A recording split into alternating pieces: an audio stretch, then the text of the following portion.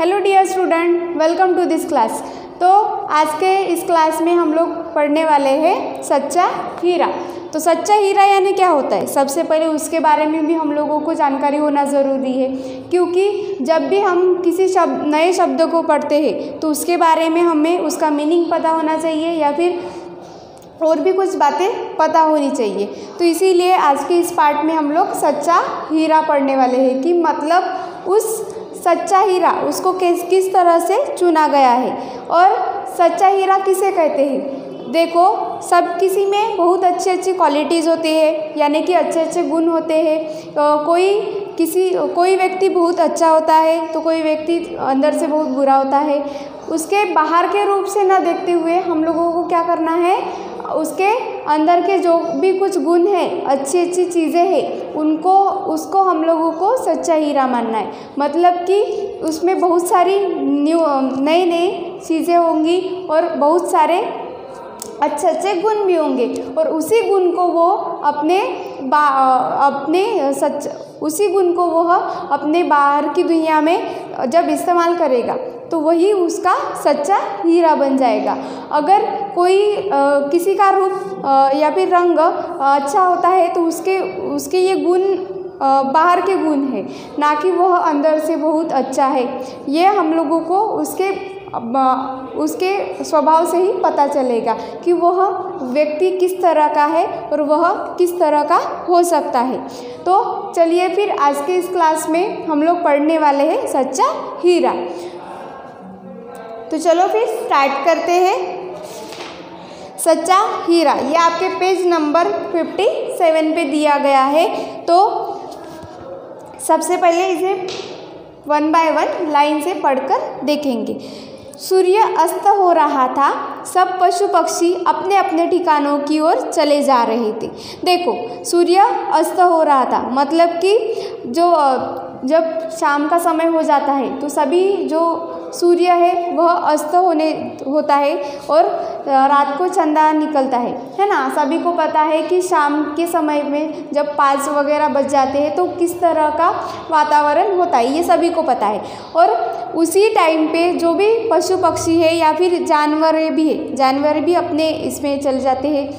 जो भी पशु पक्षी है वह अपने घोंसलों पे रिटर्न हो जाते हैं, मतलब कि वहाँ पर चले जाते हैं। तो सब पशु पक्षी अपने अपने ठिकानों की ओर चले जा रहे थे। गांव में कुछ स्त्रियां पानी लेने के लिए कुएं पर आई, कुछ पानी लेकर अपने घरों को लौट गई, पर मालती, मधु, कुसुम और वर्षा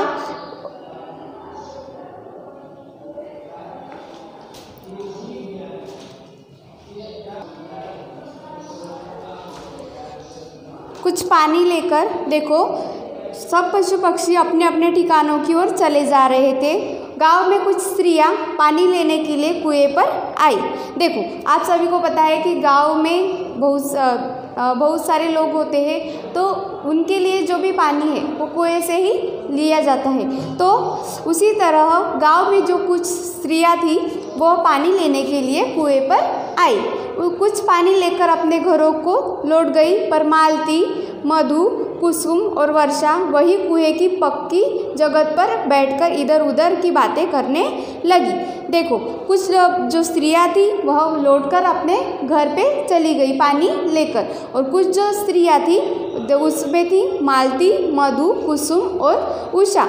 ये चारों भी स्त्रियां वहाँ पर पक्की जगह पर बैठकर, यानी कि कुएं की जो भी यहाँ पर जो अर्थ दिया है, कुएं के चारों ओर का बना गोल, जो कुएं के चारों ओर पे जो गोल बना रहता है वहाँ पर बैठकर कुछ बातचीत करने लगी। तो बातचीत करते करते वे अपने अपने बेटों की प्रशंसा करने लगी।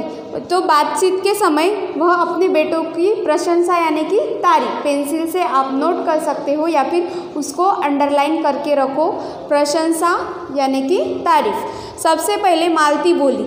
उनमें से सबसे पहले जो स्त्री थी वह मालती बोली, भगवान सबको मेरे जैसा बेटा दे, मेरा बेटा मुरली लाखों में एक है। देखो, सबसे पहले जो मालती थी वह बोली, भगवान सबको मेरे जैसा बेटा दे, मेरा बेटा मुरली लाखों में एक है। उन्होंने क्या कहा कि सबको मेरे जैसा ही बेटा दे। मेरा जो बेटा है मुरली वह लाखों में एक है, उसका कंठ बहुत मधुर है।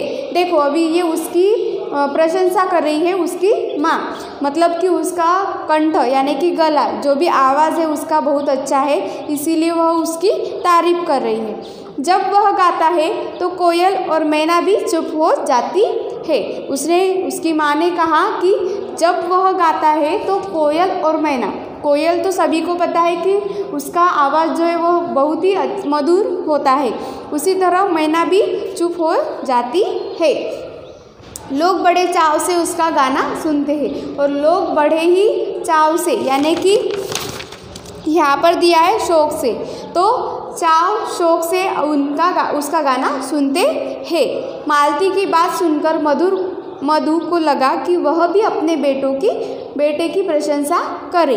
तो मालती जो है उसकी बात सुनकर मधु को लगा, मालती की बातें सुनकर मधु को भी ऐसा ही लगा कि वह भी अपने बेटों की तारीफ कर सकती है। तो वह बोली, मेरा बेटा ज्ञान बड़ा विद्वान है। उसने क्या कहा कि मेरा जो बेटा है ज्ञान वह भी बहुत बड़ा विद्वान है। वह तो मानो साक्षात बृहस्पति का अवतार है, और वह तो साक्षात बृहस्पति का अवतार है।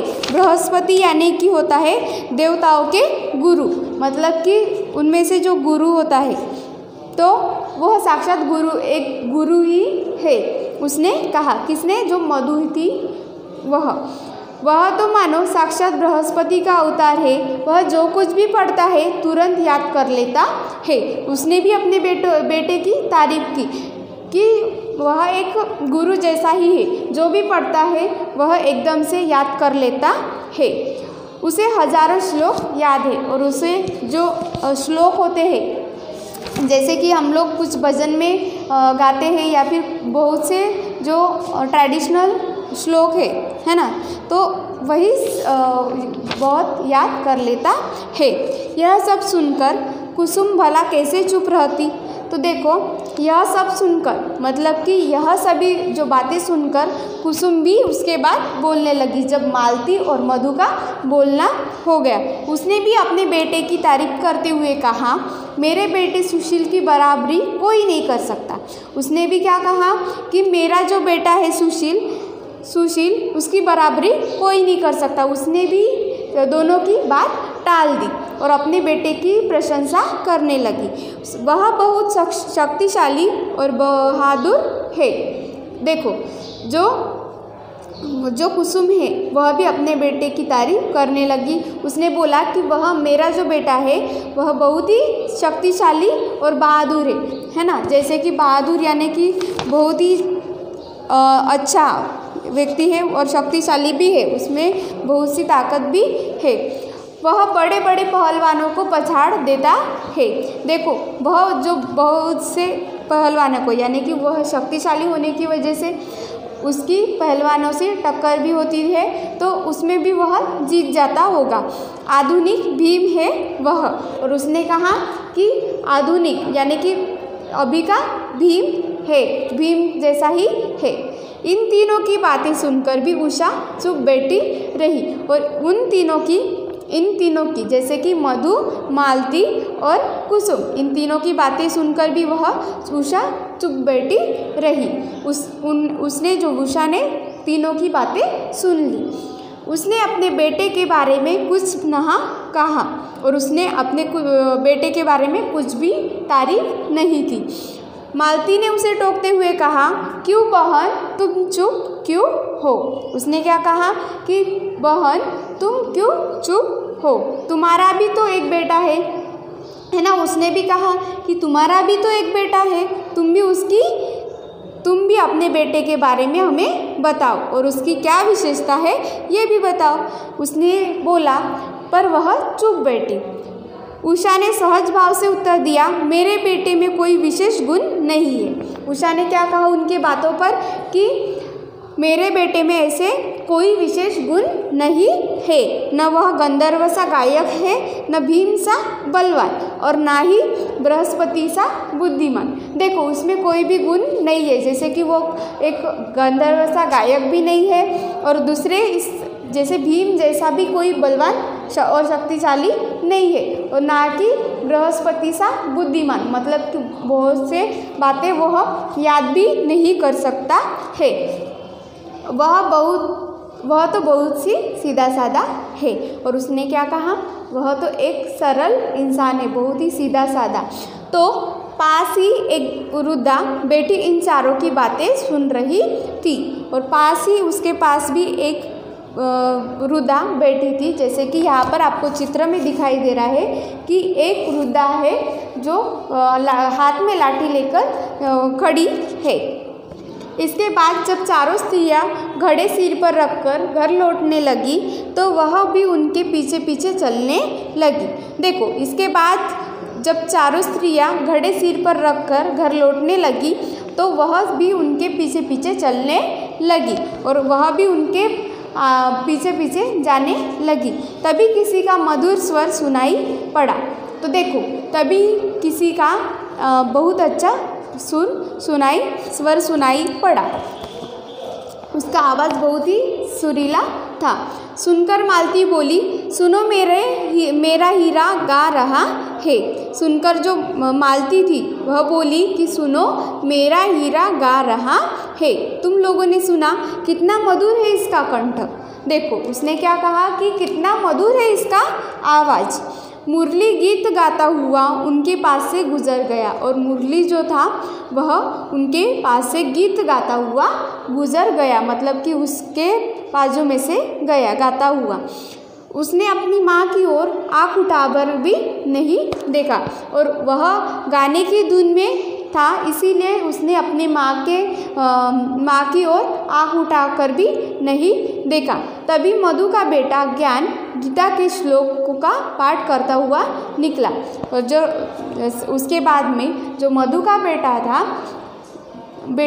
ज्ञान गीता के श्लोक का पाठ करता हुआ निकला, यानी कि वह गीता के पाठ करता था, उसको बहुत से श्लोक भी याद थे। तो उसी श्लोक को लग रहा था कि मानो सरस्वती उसके कंठ में विराजमान हो। उसकी ओर से लग रहा था कि मानो सरस्वती का ही अवतार हो, और उसमें वह सरस्वती ही विराजमानी हो। मधु ने प्रसन्न होकर कहा, देखो यही है मेरी गोद का हीरा। उसने प्रसन्न होकर कहा, अपनी बेटे की तारीफ करते हुए कहा कि मेरी गोद का हीरा है। परंतु वह भी माँ की ओर देखे बिना वहाँ से चला गया, और वह भी अपने माँ की ओर देखे बिना ही वहाँ से चला गया। थोड़ी देर दूर चलने पर उन्होंने देखा कि एक युवक अकड़ता हुआ सामने से चला आ रहा है, और थोड़ी दूर चलने पर उन्होंने देखा, थोड़ी देर वो चलते रहे और उन्होंने देखा कि युवक अकड़ता हुआ सामने से चला आ रहा है, और वह जो एक बच्चा है या फिर उसका बेटा, तो वह सामने से अकड़ता हुआ चला जा रहा है। उसका सीना तना हुआ था, मतलब कि वह बहुत ही अकड़ता हुआ चल रहा था। चाल में हाथी जैसी मस्ती थी, और उसके जो चाल में हाथी जैसी मस्ती थी। वह कुसुम का बेटा सुशील था, और वह जो कुसुम का बेटा है वह सुशील था। सुशील भी मस्ती में चलता हुआ इन सब के पास से गुजर गया, और वह भी मस्ती में उन सब के पास से गया। जब वह चारों भी स्त्रियाँ वहाँ से पानी लेकर जा रही थी, उसके बाजू में से वह तीनों भी गुजर गए थे। वे सब कुछ और आगे बढ़ी तो उन्होंने एक अन्य नवयुवक को आते हुए देखा। वे सब कुछ आगे बढ़ी तो उन्होंने एक अन्य नवयुवक को आते हुए देखा, एक अच्छे बच्चे को आते हुए, बेटे को आते हुए देखा।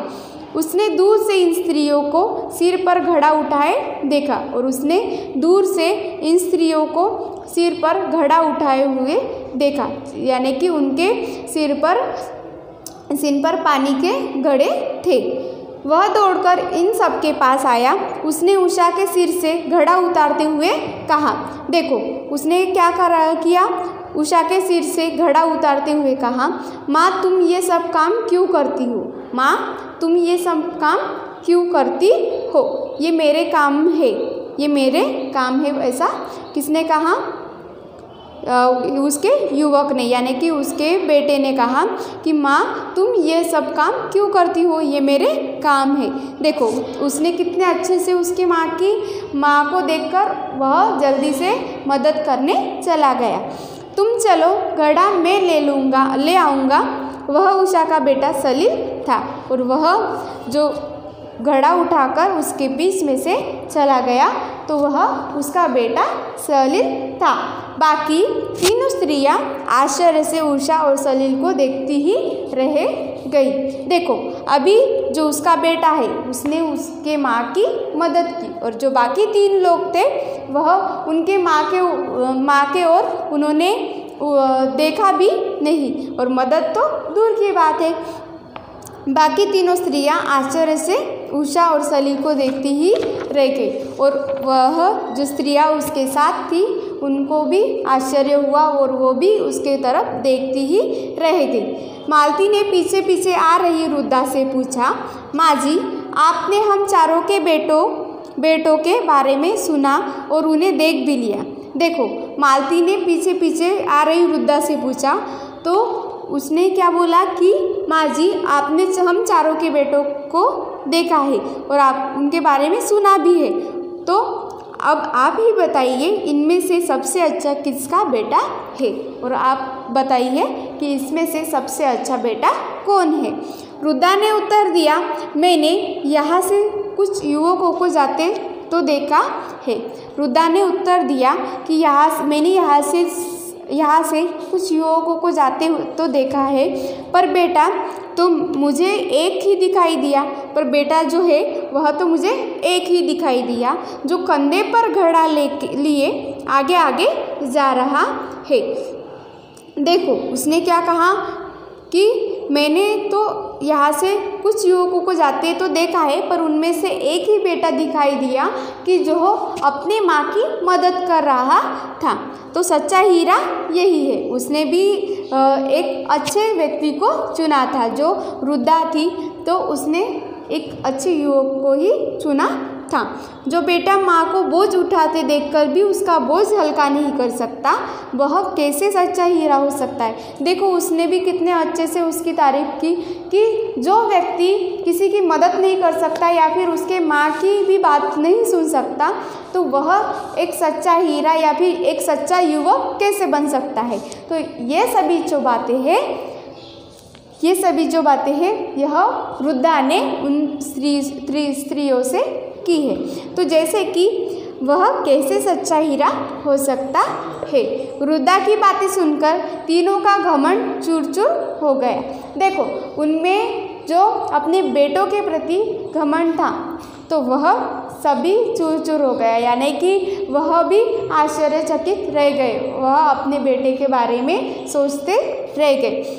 रुद्धा ने बिल्कुल सही कहा था, सपूत वही होता है जो माता पिता की सेवा करता है।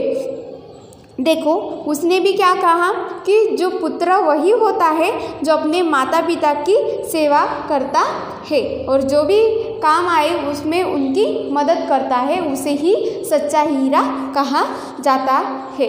तो देखो आज के इस कहानी में से हम लोगों को क्या सीखने को मिला है, इस पार्ट में से कि जो भी कुछ व्यक्ति है या फिर जो भी युवक है या फिर कोई भी किसी व्यक्ति को अगर हम लोगों को परखना है तो ना कि उसके बाहर के गुणों से, तो उसके अंदर के गुणों से उसको जाना जाता है, उसके स्वभाव से या फिर उसके अच्छे जो भी गुण होते हैं तो उससे उसको जाना जाता है और उससे ही उसको एक सच्चे हीरे की पहचान मिलती है। तो आप भी, मुझे लगता है कि आप भी इस तरह ही करोगी, यानी कि अपने माता पिता की मदद करना ये बहुत ही अच्छी बात है। ना कि माता पिता की और भी बाकी सभी लोगों की भी मदद कर सकते हो। जो भी अच्छा व्यक्ति है उसकी मदद करनी चाहिए और जो भी जो भी समय आए उस वक्त हम लोगों को हमेशा के लिए तत्पर रहना चाहिए, मतलब कि उस समय के लिए हम लोगों को रेडी रहना चाहिए। तो आज इस पाठ से हम लोगों को यही सब सीख मिलती है कि हम लोगों में से सच्चा हीरा वही होता है जो अपने लोगों को जानता है, उसकी मदद करता है। Okay student, thank you.